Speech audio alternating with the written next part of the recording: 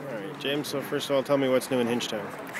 Well, everything in Hinchtown's running pretty smoothly at the minute, but we've got plenty of time to mess that up, so give it time, but so far so good. You got a chance to talk to another mayor today, get any little tips on how to run a town?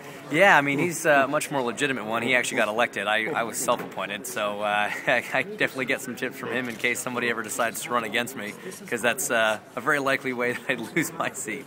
You talked about the win and how you wanted to keep the Canadian tradition alive. How does that change things once you're a race winner?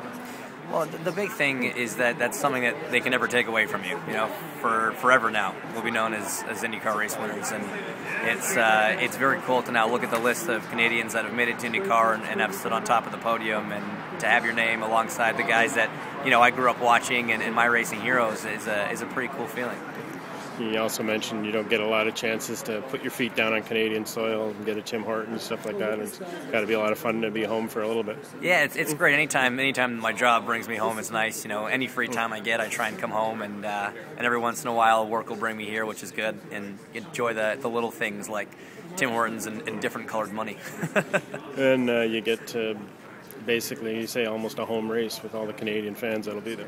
Yeah, I mean, last year was my first year racing in Detroit, and it was incredible. The turnout from the Canadian fans was great, and the Canadian support has always been tremendous. The Canadian fans are really supportive of open wheel racing and of their drivers, and it was cool to see how many were in Detroit, and it makes sense. The proximity to Canada it really does make it feel like another home race. You got a chance to check out the new surface today. What were your thoughts when you saw it? I was really impressed. If you think about what those guys had to do in 2 hours last year to get the track raceable again, well, now they had 6 months, 8 months, to do it, and so they've done a tremendous job. The repaving has been done to the highest degree. The new layout, I think, is going to be a lot better.